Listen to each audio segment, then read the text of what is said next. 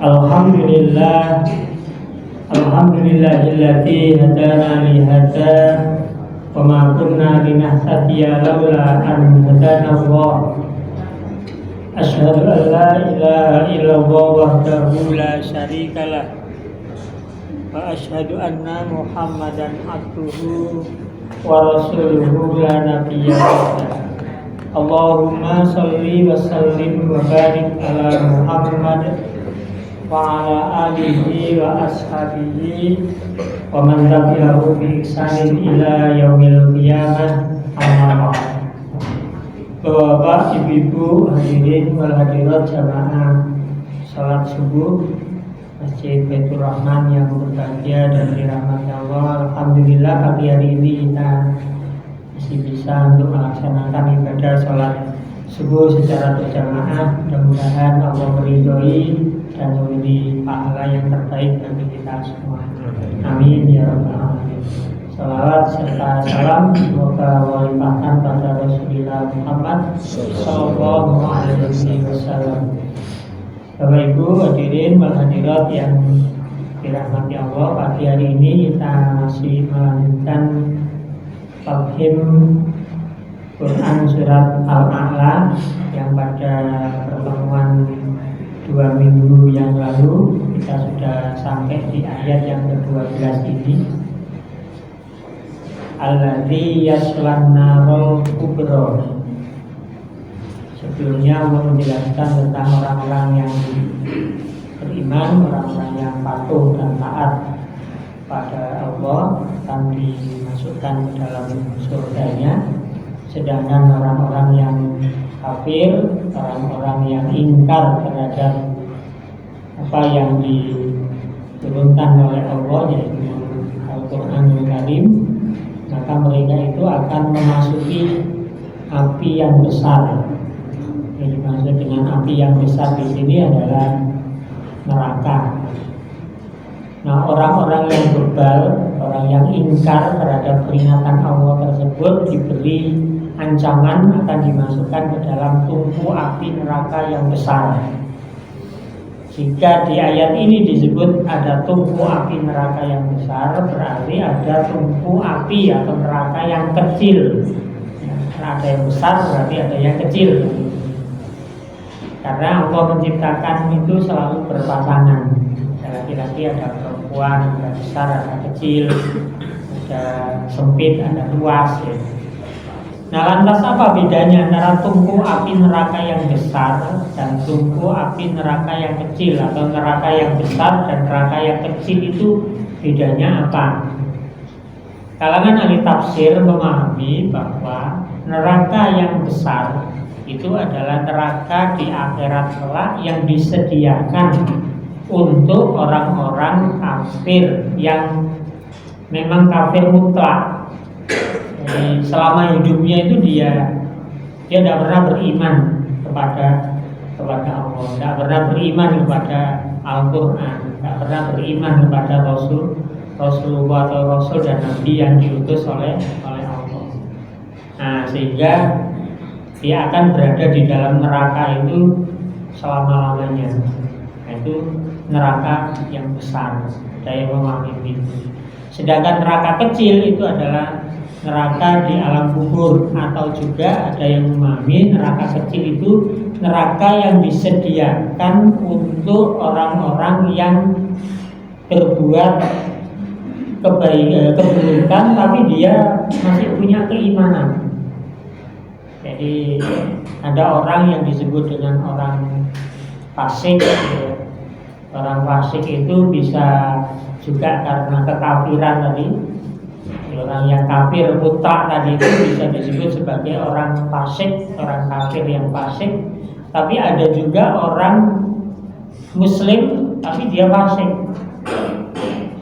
Jadi ada orang yang muslim tapi fasik. Kenapa? Karena dia suka berbuat maksiat. Nah, orang yang kafir fasik tadi itu berada di neraka yang besar. Orang muslim yang fasik, nah, mereka ini berada di neraka yang kecil. Nah, neraka yang besar yang paling dahsyat itu adalah neraka jahanam yang paling dahsyat, sehingga kita kadang saking jengkelnya dengan seseorang itu kalau mengutuk melaknatnya itu dengan mengatakan jahanam ini saking terkutuknya ini neraka yang paling mengerikan. Nah, neraka kecil ini adalah neraka yang disediakan untuk orang yang beriman, seorang yang muslim tapi dia berbuat maksiat. Justru ini yang banyak di neraka kecil itu. Nah, neraka tersebut digunakan untuk membersihkan dosa-dosa orang-orang yang beriman. Jadi dosa-dosanya dibersihkan dahulu di neraka itu.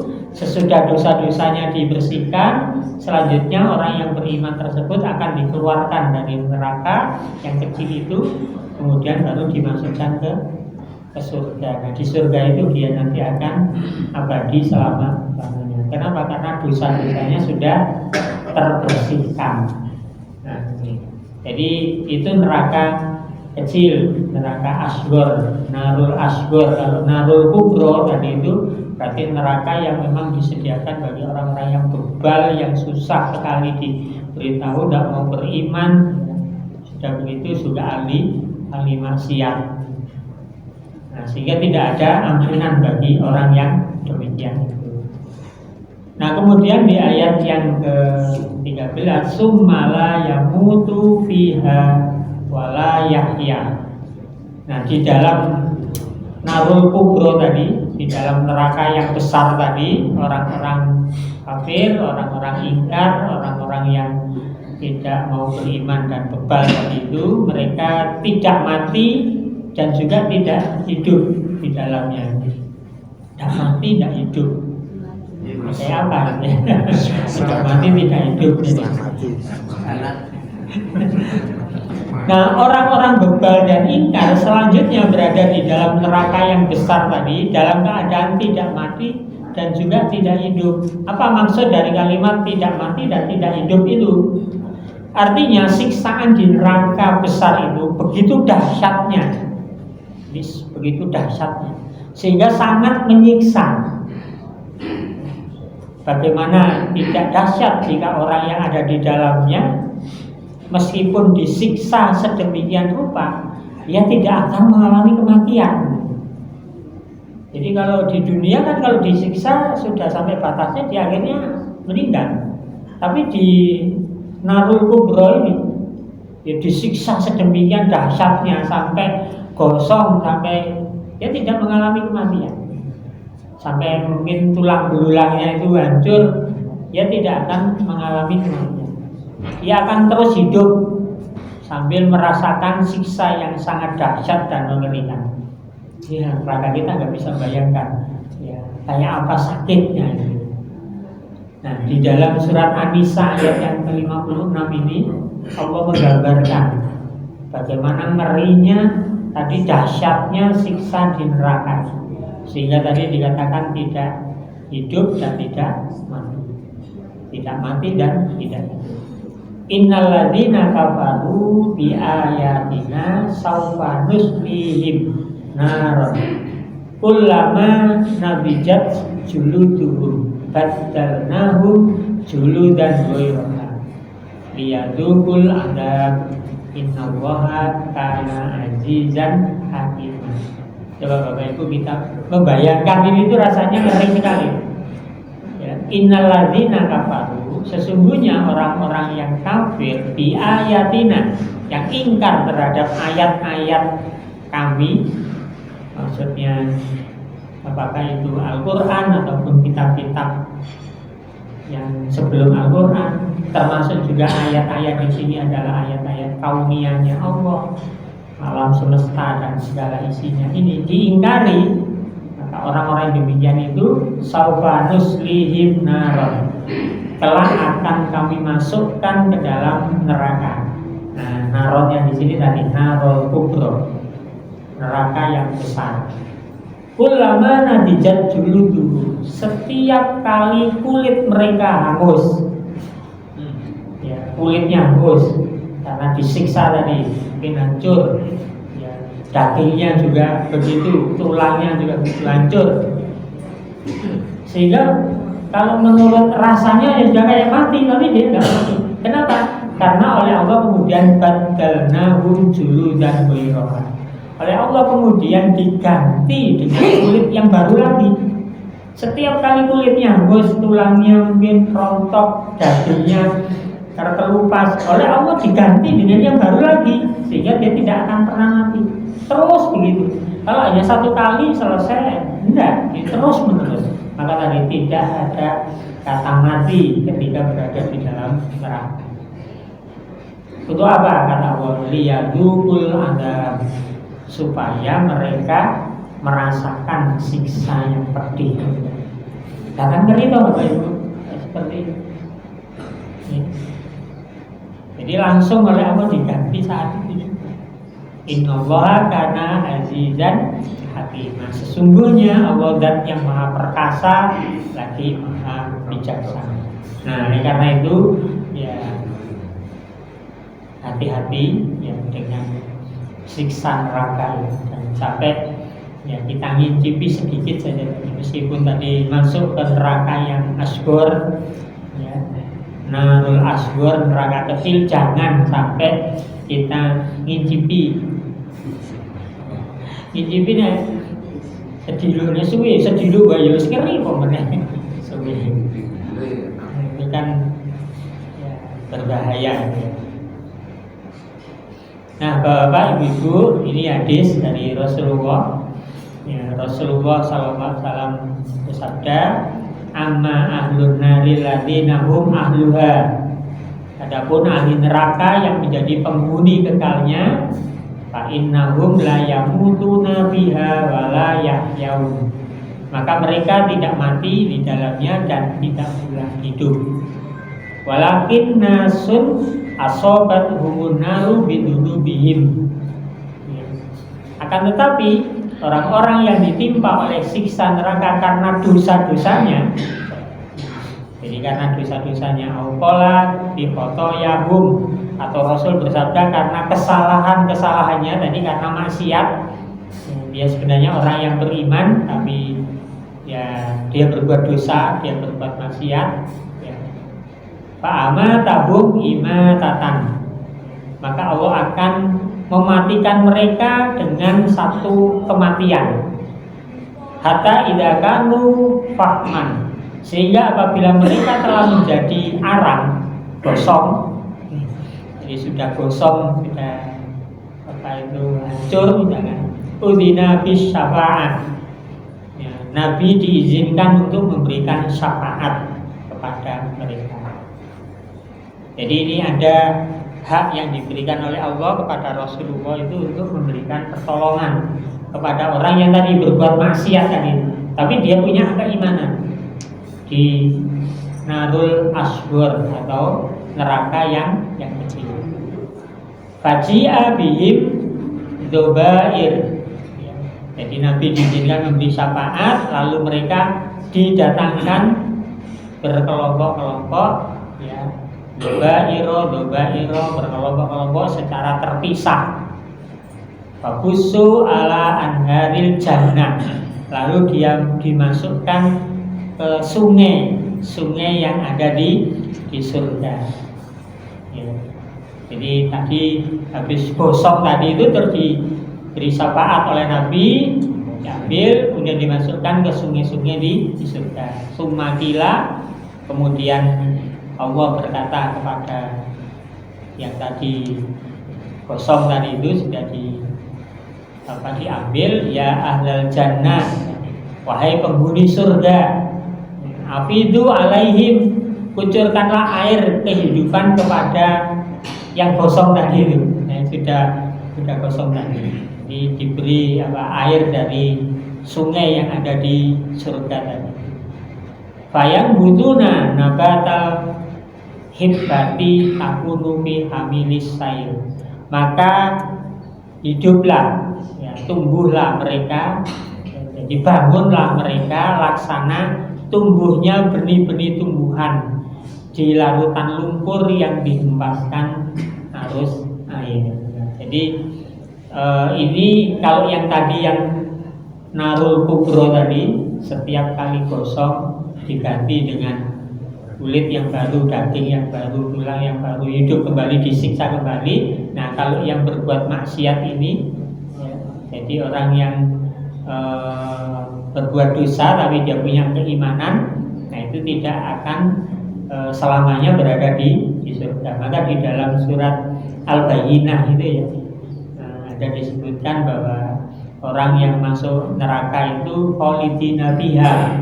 Nah itu adalah orang-orang yang masih punya keimanan khalidina fiha tapi tidak abada. Sedangkan yang berada di surga, innalladzina amanu wa amilus sholihati ulaika hum khairul bariyah jazaohum inda rabbihim jannatu adnin tajri min tahtiha al-anharu khalidina fiha abada. Nah, bedanya di situ. Jadi ada yang di neraka itu selama-lamanya karena dia tidak punya keimanan, ya. Sedangkan kalau yang di surga itu ada yang selama-lamanya dan ada yang tidak berada di surga itu selamanya, sedang di neraka itu tidak ada yang tidak selama-lamanya. Ada yang kemudian diambil untuk dimasukkan ke surga. Nah itu taslan narol kubro.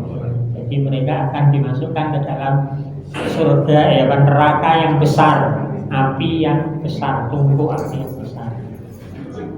Nah kemudian di ayat 14 ini Allah menyampaikan qad aflaha man tazakka. Sesungguhnya beruntunglah orang-orang yang membersihkan diri. Jadi qad aflaha man tazakka. Makna yang terkandung di dalam ayat ini hampir sama dengan makna yang ada di dalam surat Asy-Syams. Dulu kita pernah juga memahami surat Asy-Syams ayat yang ke-9. Qad aflaha man zakkaha. Maknanya hampir sama. Sesungguhnya beruntunglah orang-orang yang mensucikan jiwa itu. Kata zakah memang mengandung makna bersih atau suci. Ya, selain juga bermakna bersih dan suci itu, ya, kata zakah itu juga bisa bermakna berkembang. Maka muncul zakat, ya, istilah zakat. Maka zakat itu fungsinya untuk ya, membersihkan. Tapi zakat itu juga bisa bermakna berkembang. Harta yang dizakati itu, maka harta itu akan berkembang. Harta yang dizakati itu bisa menjadi harta yang suci atau bersih. Tapi tidak berarti bapak-bapak kemudian harta hasil korupsi terus dizakati jadi bersih gitu. Korupsi berapa triliun gitu, terus dizakati berapa miliar jadi bersih, terus bisa ada. Karena ada hadis yang membatalkan itu. Nah dari makna tersebut di dalam ayat ini kemudian dipahami mengandung konsep tazkiyatun nafs, atau pembersihan jiwa, pembersihan diri. Ada konsep tazkiyatun nafs. Nah, pembersihan nafs bukan hanya sekedar pembersihan kol. Kadang kita memahami pembersihan nafs itu adalah pembersihan kol, ya, pembersihan hati. Mengapa? Kita sampaikan. Nah, di dalam sistem nafs, dalam sistem jiwa manusia, selain ada kolbu, juga ada aklun, juga ada nafsun. Jadi jiwa kita, ya, tubuh kita ini itu kan terdiri dari 4 komponen gitu ya, atau 2 komponen besar, yaitu komponen jasmania. Yang komponen jasmania ini nanti juga terdiri dari banyak hal di dalamnya, ya. Ada sel, ada daging, ada tulang, ada darah, ya, itu di dalam jasmani kita. Jadi banyak juga jasmani kita itu unsur-unsur yang ada di dalamnya. Nah, yang unsur yang kedua adalah nafs, jiwa. Jadi ada jasmani, ada jiwa, ada rohani. Nah, di dalam jiwa itu ada 3 komponen. Yang pertama adalah kolbun, yaitu hati. Yang kedua adalah aklun, yaitu akal atau pikiran kita. Dan yang ketiga adalah nafsun, dorongan nafsu yang ada di dalam tubuh kita. Oleh karena itu tazkiyatun nafs, Ya, konsep tazkiyatun nafs berarti pembersihan sistem nafsu itu, yang meliputi pembersihan qalbu, pembersihan aklu, pembersihan nafsu. Jadi tiga-tiganya harus dibersihkan. Kalau yang dibersihkan hanya qalbunya saja tapi aklunya tidak dibersihkan, ya sama aja. Nanti akan terkotori juga jiwanya itu. Nah, mengapa qalbu harus dibersihkan? Qalbu kita, hati kita. Karena hati itu sangat rentan, ya, bukan rentan dengan serangan penyakit hati, sehingga hati mudah terkotori. Jika hati yang kotor tidak dibersihkan, maka qalbu akan menjadi kotor, qalbu akan menjadi keruh, bahkan qalbu bisa berkaratan, yang ujungnya nanti qalbu itu bisa menjadi hati yang sakit, qalbun marid. Hati kalau sudah sakit bahaya, karena di dalamnya ada banyak penyakit. Bahkan kalau sampai pada kondisi yang paling parah itu menjadi qalbun mayyit. Orang kalau sudah jadi qalbun mayyit, hatinya mati, itu hampir tidak ada setitik kebaikan. Jadi nurani kebaikan di dalam hati itu sudah tidak pernah muncul. Hatinya sudah keras, mati seperti batu. Nah, jika terjadi demikian, maka hal itu dapat merusak sistem nafs tadi, jiwanya akan rusak kalau hatinya itu sudah kena penyakit. Jangankan banyak penyakit, satu penyakit aja itu bisa merusak. Dan bapak-bapak, ibu-ibu, kalau hati manusia, bagian dari sistemnya nafs tadi itu rusak, hati itu rusak atau sakit tadi, itu bisa berdampak pada jasmaninya. Dan ini ternyata banyak juga. Jadi banyak manusia mengalami sakit fisik, sakit jasmania itu karena faktor sakit hatinya itu. Sakit hati di sini bukan sakit hati secara fisik, gitu. Bukan sakit hati liver itu, bukan. Livernya kena hepatitis, bukan itu. Tapi sakit hati yang dimaksud dengan qalbu tadi, rasa tadi itu. Orang kalau di dalam hatinya itu ada penyakit yang namanya iri hati, ini mudah stres itu. Iri hati ini menyebabkan orang jadi mudah stres. Mungkin yang punya saking stres jadi stroke. Sakit hati tapi berdampak pada stroke. Stres bisa kena asam lambung. Gitu orang yang stres itu. Makanya saya sering guyonan dengan mahasiswa itu. Mahasiswa kalau semester 1, semester 2 itu karena udah mulai ada tugas-tugas itu kan, beda dengan SMA tugas banyak. Nah, cara makannya enggak teratur, stres, akhirnya kena penyakit MA. Jadi penyakit mahasiswa rata-rata semester 1, semester 2 itu kalau udah masuk, kenapa masuk sakit? Mesti tebakannya sakitnya MA. Kenapa mulai stres? Karena banyak tugas. Di semester 3, semester 4 stresnya semakin parah, itu naik dari MA menjadi asam lambung. Di rata-rata kalau izin nggak masuk kuliah itu kenapa? Sakit Pak. Didiagnosa sakitnya Pak, asam lambung. Tapi kamu terlalu stres ini sampai asam lambung. Nanti akhirnya paling parah itu nanti akhirnya kena tipes Pak. Kalau sudah stresnya semakin tinggi. Ini penyakit hati tadi. Stres kan. Apalagi punya penyakit dendam, wah itu semakin. Makanya kita diajarkan untuk menghindari penyakit-penyakit hati itu. Dan penyakit hati itu banyak sekali. Banyak sekali penyakit hati yang harus disembuhkan.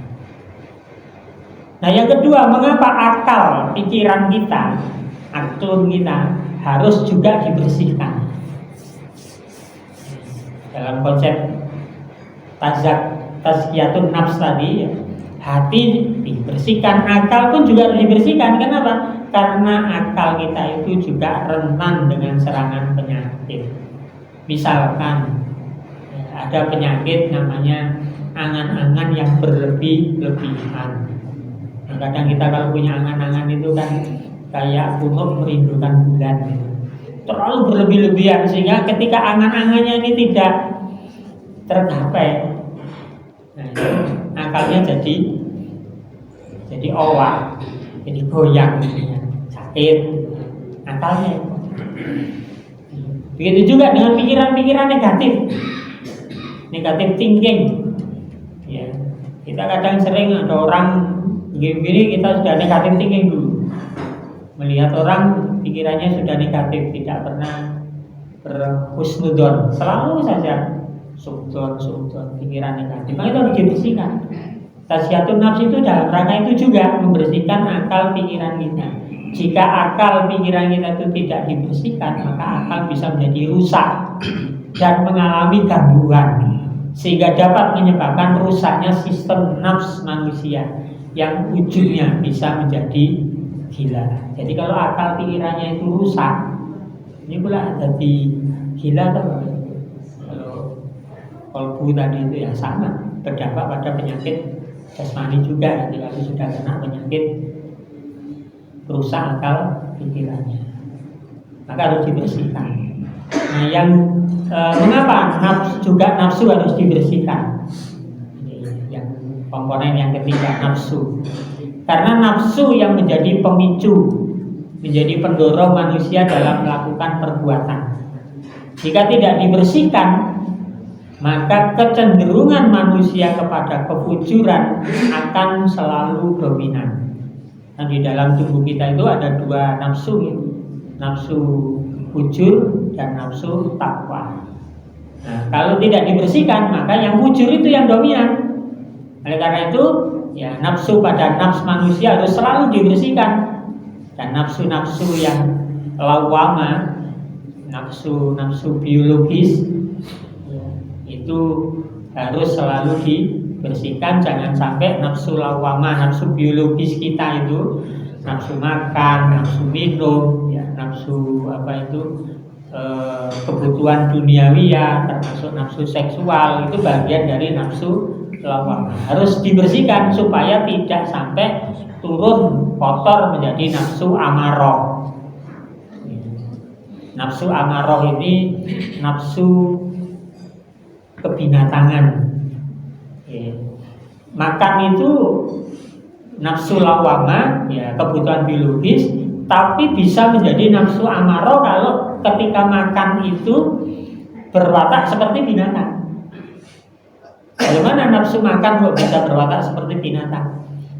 Mboten mandek-mandek, ngopo mawon di. Jadi terus makan sehingga sampai menjadi ahlul butun. Ahlul butun itu apa? Ahli perut. Jadi saya dipikir itu isi perut namanya. Nah, itu bisa, itu nafsu kebinatangan. Jadi makan itu ya apa istilahnya manusiawi, tapi kalau makannya sampai berlebihan sampai kepada nafsu amarah, nah itu nanti bisa menjadi nafsu yang jelek. Nah begitu juga nafsu sufia. Nafsu sufia itu ya alami manusia itu ya juga itu butuh yang namanya kehidupan duniawi ya, tapi jangan sampai turun menjadi nafsu amarah. Turun menjadi nafsu kebinatangan tadi, serakah, ya urusan dunia serakah, tidak mau konangan.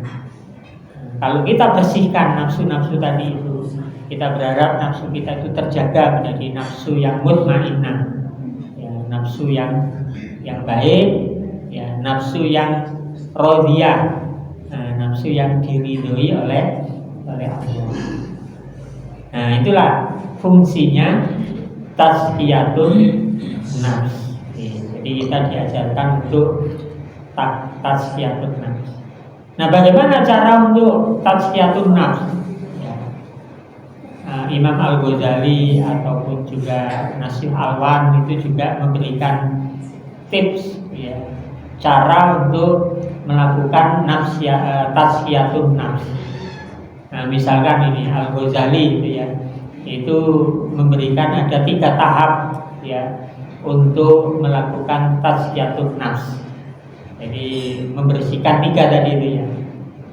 Yang pertama yaitu takhalliyatun nafs, ya, mengosongkan jiwa kita tadi dari berbagai macam watak, karakter, sifat-sifat, akhlak-akhlak yang tercela. Dikosongkan, hilangkan, Pak. Meskipun tidak mudah ini menghilangkan apa itu bagian dari jiwa kita yang seperti ini, egoisme. Wah, ini angel banget, Pak. Keakuan. Makanya bahasa Indonesia itu ya memang itu, kenapa ada saya, ada aku. Ya. Jadi aku itu terlalu ego, Pak. Kalau ada orang menyebut dirinya itu aku, itu egois, itu keakuannya. Maka yang lebih halus itu adalah saya, lebih halus lagi itu adalah kita atau kami.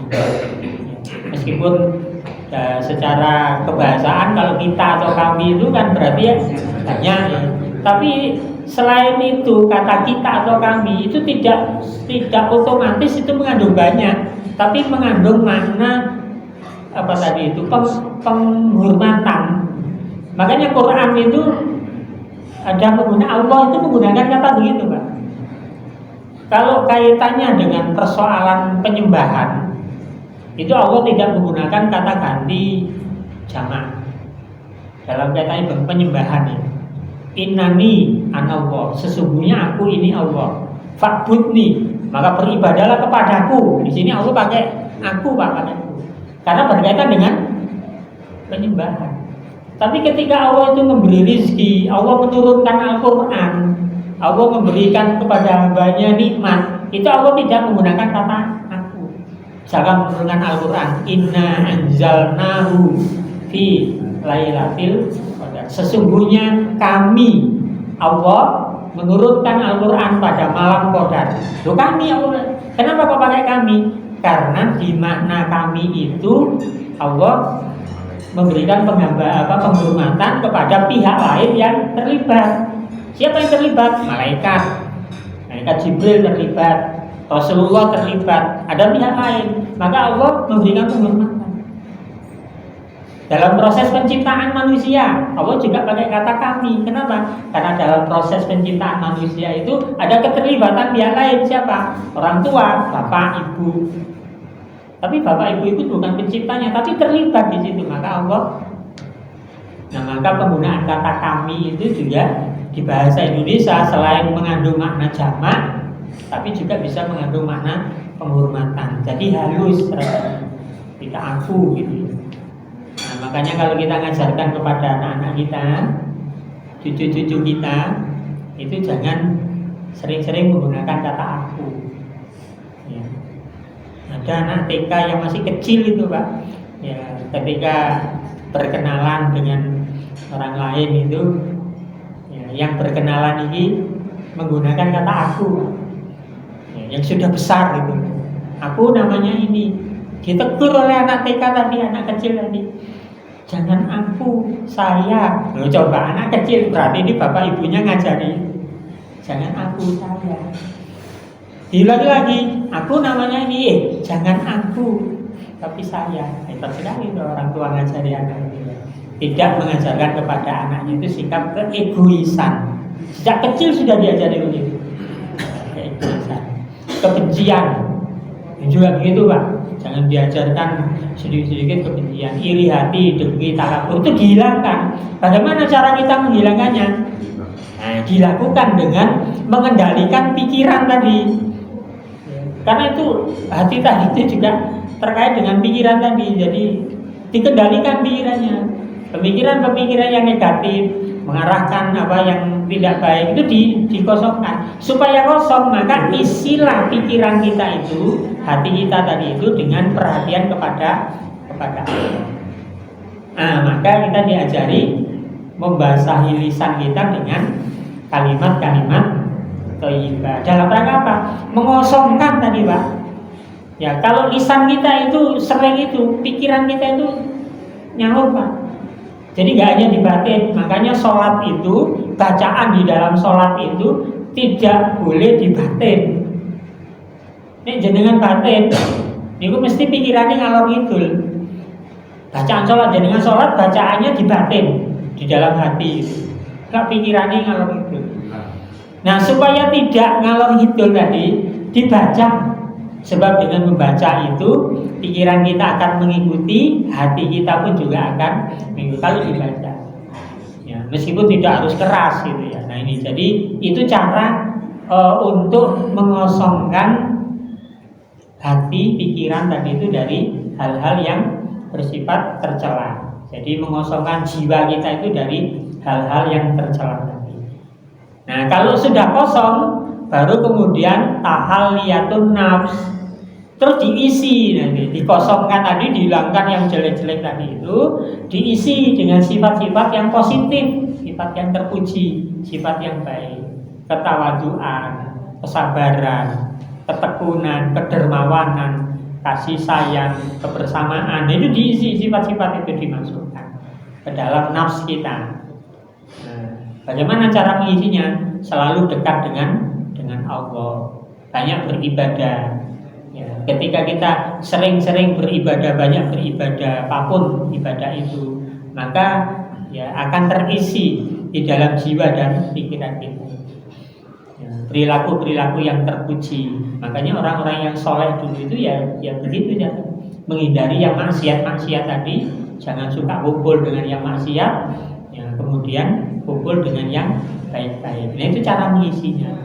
Nah kemudian baru yang ketiga, kalau sudah terisi dengan yang baik-baik tadi, maka dilakukan tajalliyatun nafs, ya, menyingkap sesuatu yang sebelumnya tersembunyi di dalam jiwa kita, yang tersembunyi itu kita munculkan, ya.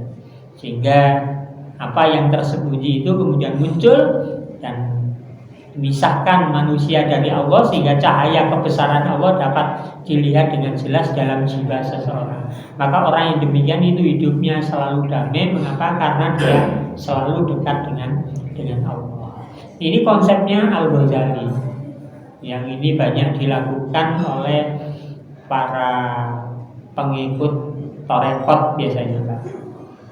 Jadi orang-orang yang mengikuti Torekot itu, tasawuf Torekot itu, dia banyak melakukan proses ini.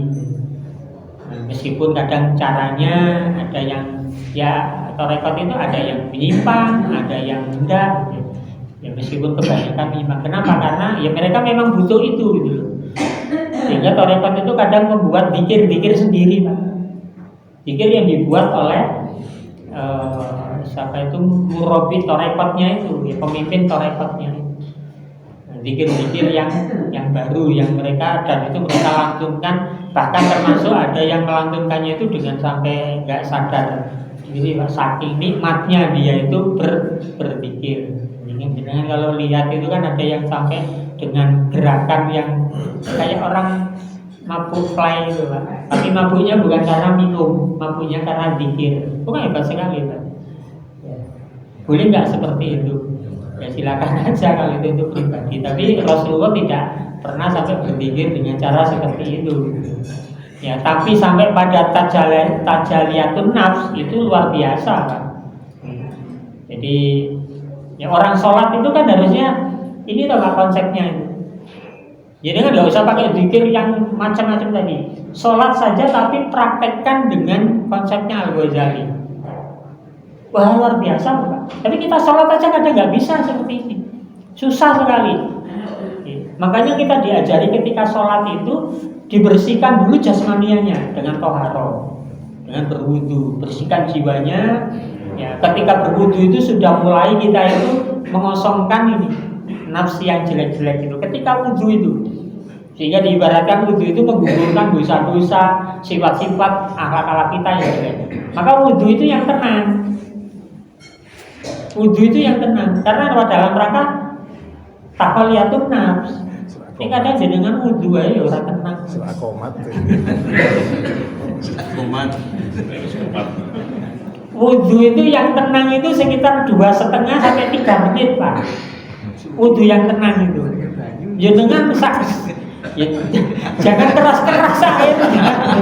Wah, akhirnya dikeraske ya entek baju di water torrent habis. Ya. Pelan aja. Terus kita wudhu, kita resapi itu loh. Lah kita itu nggak sampai 1 menit selesai kalau wudhu itu. Karena kita berwudhu itu hanya sebatas membasuh anggota wudhu kita. Jadi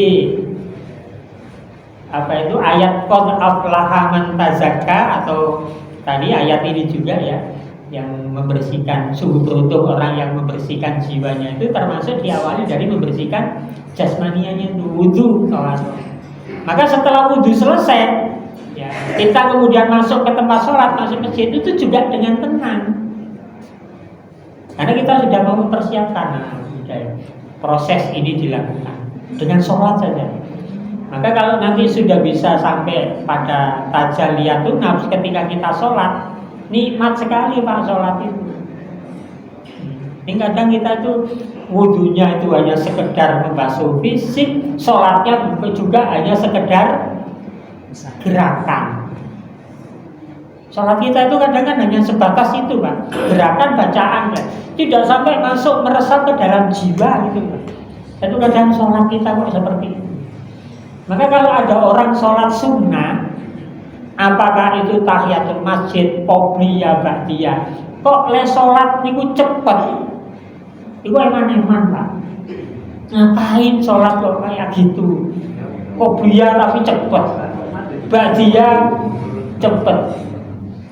Ngapain?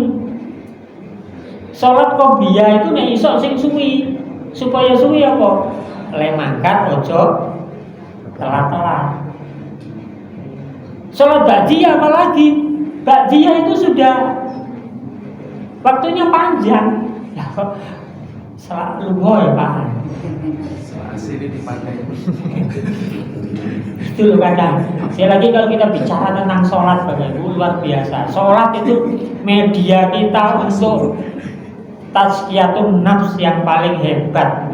Tapi kadang kita tidak menggunakan kesempatan itu untuk sebaik-baiknya. Kadang kita sholat itu hanya sekedar gerakan fisik. Orang udah cepet banget sholat kok, cepet banget gitu ya. Nah ini konsep yang lain dari Syed Hawa. Ya. Jadi Syed Hawa juga punya konsep 3 ya. Jadi kalau tadi itu taholiyatun nafs, kemudian yang kedua tadi adalah tahaliyatun nafs, kemudian tajalliyatun nafs. Nah kalau ini konsepnya tatahhurun nafs ya. Pensucian jiwa, mensucikan jiwa dari beragam penyakit nafs, kekufuran, kenifakan atau kemunafikan, kefasikan, kemusyrikan, riya, iri hati, dengki dan lain-lain. Dilakukan dengan bertobat. Nah kalau Syed Hawa menggunakan pertobatan ya. Pertobatan itu sebagai pintu untuk membersihkan jiwa, bertobat kepada Allah. Nah, pintu untuk tazkiyatun nafs. Nah, kemudian baru tahakkun nafs. Ya. Nah, ini merealisasikan makom jiwa. Makom itu stasioner. Ya, makom itu tahapan-tahapan. Jadi masing-masing tahapan jiwa itu direalisasikan. Sehingga hasilnya nanti akan terbangun rasa kedekatan diri dengan Allah. Fokus hati dan pikiran hanya kepada Allah. Hati dan pikiran kembali tadi. Karena di dalam nafs itu ada pikiran, ada juga hati. Nah, zikir. Ya, jadi fokus hati dan pikiran hanya kepada Allah dengan konsep zikir. Nanti zikir itu bisa nanti mengucapkan kalimat thayyibah.